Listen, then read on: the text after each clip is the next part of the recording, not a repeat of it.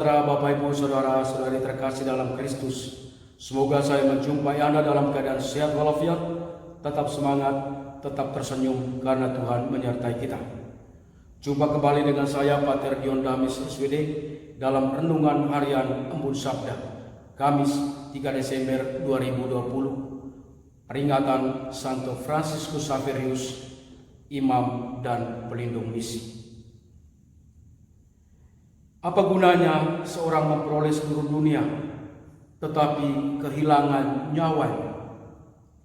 Sabda Yesus ini menantang, menginspirasi, sekaligus mengubah haluan hidup seorang dosen muda, Francesco de Yasu Javier, atau lebih dikenal dengan sebutan Fransiskus Xaverius. Lahir dari keluarga bangsawan di Istana Navarra, Spanyol, pada tanggal 7 April 1506, menjadi jaminan suatu masa depan yang cerah bagi Fransiskus. Tambahan pula, pendidikan dan kecemerlangan intelektualnya sungguh menjanjikan kesuksesan gilang gemilang. Namun, apakah gunanya seorang memperoleh seluruh dunia tetapi kehilangan nyawanya? Pertanyaan Yesus ini mengganggunya dan akhirnya membalikan lembaran hidupnya sehingga berani meninggalkan jaminan hidup duniawi yang sudah ada di depan mata demi melaksanakan amanat Yesus yang lain. Pergilah, jadikanlah semua bangsa muridku. Atas pengaruh temannya Santo Ignatius Loyola, saat Fransiskus menjadi dosen di Paris, Fransiskus akhirnya menemukan jalan hidup sesungguhnya sebagai seorang pewarta kabar gembira, sebagai seorang misionaris. Singkat cerita, Fransiskus Xaverius ditabiskan menjadi imam pada tanggal 24 Juni tahun 1537. Selanjutnya atas undangan dan permintaan Raja Yohanes III, Raja Portugal, Fransiskus dan dua temannya meninggalkan tanah Eropa demi mewartakan Injil di wilayah jajahan Portugis di India.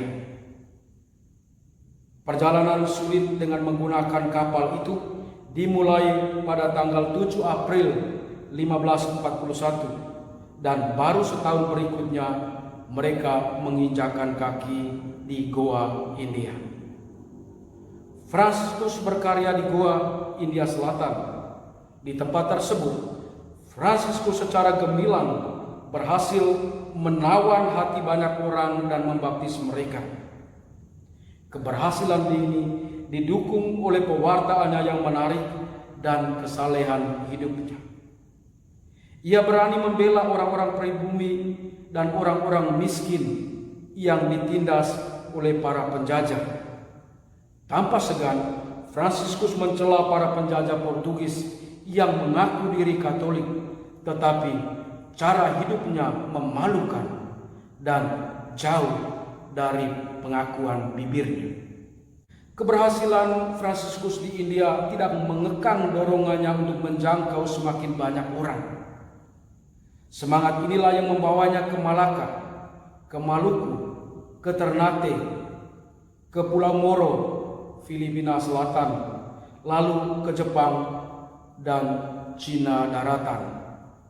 Namun sayang, keinginannya untuk mewartakan kabar gembira ke Cina tidak kesampaian, karena sebelum menginjakkan kaki di tempat tujuan, Fransiskus menghembuskan nafas terakhir pada tanggal 3 Desember tahun 1552 di Pulau Sachian saat ia sedang menunggu perahu yang bersedia menyelundupkannya ke daratan Tiongkok.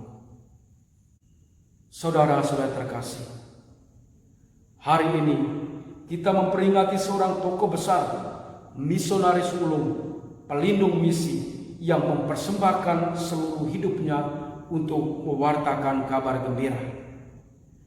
Kita patut bersyukur karena tanpa Fransiskus dan deretan tokoh lain dalam gereja, kita mungkin tidak pernah mendengar sabda Tuhan yang menyelamatkan.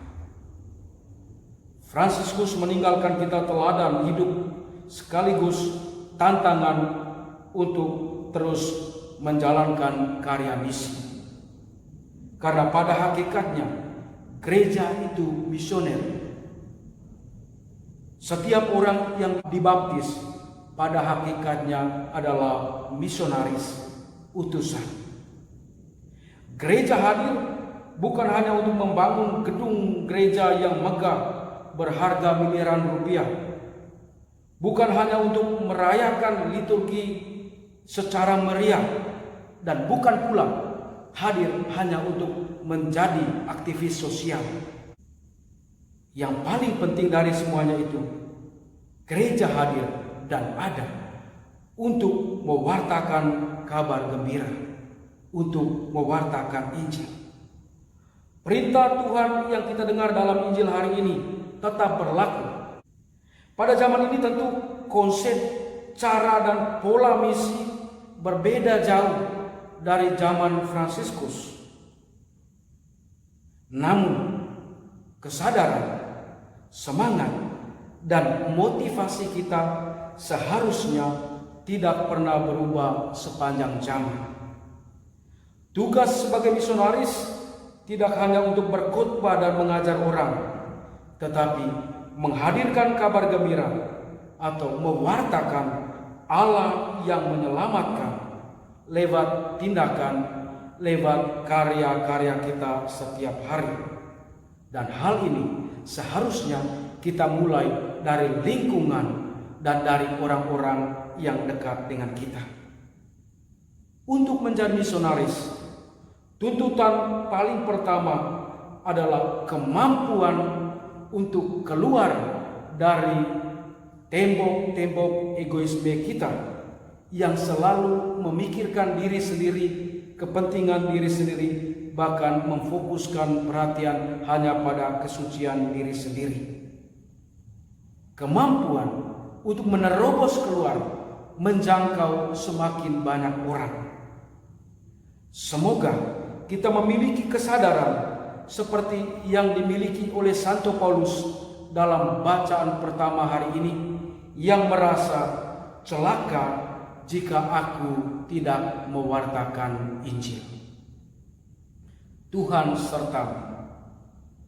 Semoga saudara-saudara sekalian dilindungi, dibimbing dan diberkati oleh Allah yang Maha Kuasa, Bapa dan Putra dan Roh Kudus. Amin.